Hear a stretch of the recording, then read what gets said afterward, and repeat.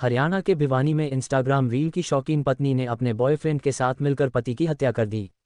गला घोंटकर मारने के बाद उसे चादर में लपेटकर बाइक पर ले गए, जिसमें बॉयफ्रेंड बाइक चला रहा था। बीच में लाश रखी और पत्नी उसे पकड़कर बैठी रही। इसके बाद उसे नाले में फेंक दिया। हालांकि सीसीटीवी कैमरे में लाश ले जाते दिखने के बाद पूरे हत्याकांड से पर्दा उठ गया। पुलिस जांच में पता चला कि पत्नी की रील्स की आदतों से पति परेशान था। उसने इंस्टाग्राम और यूट्यूब पर रील डालने से रोका था। इसी वजह से सोशल मीडिया रील्स से बने बॉयफ्रेंड के साथ मिलकर उसने पूरी साजिश रची। अब इस हत्याकांड की पूरी कहानी सामने आई है। प्रवीण की पत्नी रवीना यादव सोशल मीडिया पर काफ़ी एक्टिव थी। रवीना यूट्यूब और इंस्टाग्राम के लिए रील्स बनाती थी, शॉर्ट फिल्मों में एक्टिंग भी करती थी।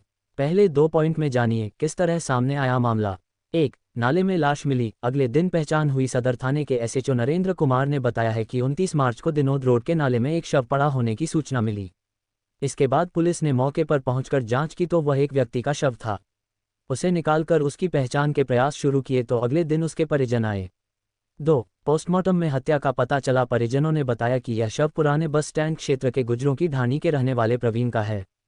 इसके बाद शव का पोस्टमार्टम करवाया गया। उसमें पता चला कि प्रवीण को गला घोंटकर मारा गया। इसके बाद मामले की जांच शुरू की गई। अब वे 5 पॉइंट जानिए जो पुलिस को परिजनों ने बताए। 1. शुरू से ही पति पत्नी में अनबन थी। प्रवीण के पिता सुभाष ने बताया कि उनके बेटे की शादी करीब 8 साल पहले रेवाड़ी के गांव जुली की रहने वाली रवीना के साथ हुई थी। इससे उसका एक बेटा हुआ जो अब करीब 6 साल का है। शादी के कुछ महीनों बाद से ही रवीना और प्रवीण के बीच अनबन शुरू हो गई थी। 2. पत्नी यूट्यूब पर फिल्में बनाती, अवैध संबंध भी रखने लगी। रवीना यूट्यूब पर कुछ फिल्में बनाती थी। ये बात प्रवीण को पसंद नहीं थी, इसलिए दोनों में झगड़ा होता था। इसके अलावा करीब 1.5 साल पहले वह हांसी के गांव प्रेमनगर के रहने वाले सुरेश के संपर्क में आ गई। उसके सुरेश के साथ अवैध संबंध थे। सुरेश 2 बच्चों का बाप है और यूट्यूब पर वीडियो बनाता था, इसलिए दोनों की अच्छी बन रही थी। प्रवीण के पिता सुभाष ने पुलिस को शिकायत दर्ज कराई, जिसमें अपनी पुत्रवधू की करतूतें बताईं। 3. कई दिन बाहर रहती थी रवीना। इन दोनों का मिलना प्रवीण को अच्छा नहीं लगता था। उसने इसे लेकर रवीना से कई बार झगड़ा भी किया। इसके बाद रवीना घर से चली जाती थी। फिर कई दिन तक बाहर रहने के बाद कभी कभी घर में आती थी। वह जब भी आती थी तभी झगड़ा होता था। वह होली भी आई थी, तब भी प्रवीण से उसकी कहासुनी हुई। 4. शव के बारे में अखबार से पता चला। 25 मार्च की शाम को रवीना घर पर आए। इसके थोड़ी देर बाद प्रवीण भी घर आ गया। वह अंतिम समय था जब प्रवीण को आते हुए देखा। उसके बाद प्रवीण का कुछ पता नहीं चला। इसके बाद तो 4-5 दिन बाद अखबार में खबर देखी कि नाले में एक शव मिला है।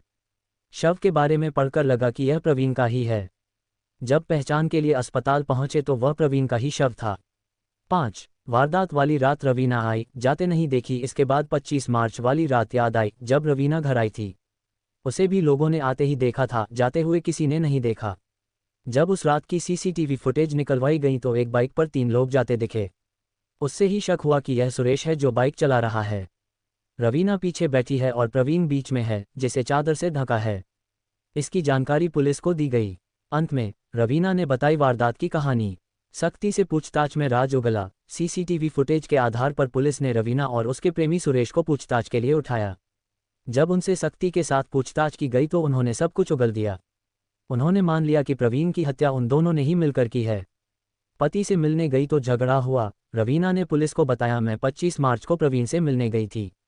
उस समय प्रवीण घर पर नहीं था। जब वह आया तो घर पर मुझे देखकर गुस्सा होने लगा। इस दौरान दोनों के बीच काफ़ी कहासुनी हुई। उसी समय गुस्से में मैंने प्रवीण को मारने का प्लान बनाया। फ़ोन कर प्रेमी बुलाया, वारदात को अंजाम दिया। रवीना ने बताया, मैंने सुरेश को फ़ोन कर घर बुलाया। उसके साथ मिलकर मैंने प्रवीण का चुन्नी से गला दबाकर मार डाला। इसके बाद रात करीब 1 बजे उसके शव को ठिकाने लगाने के लिए ले गए। सुरेश और मैंने प्रवीण के शव को चादर से ढका और बाइक पर बैठाया।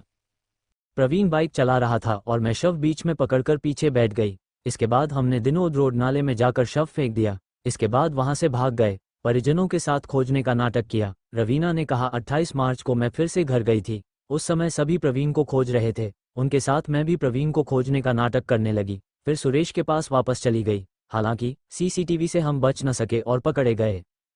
इस कहानी से आपके क्या विचार है कमेंट बॉक्स में बताएं और चैनल को सब्सक्राइब करना न भूलें। धन्यवाद।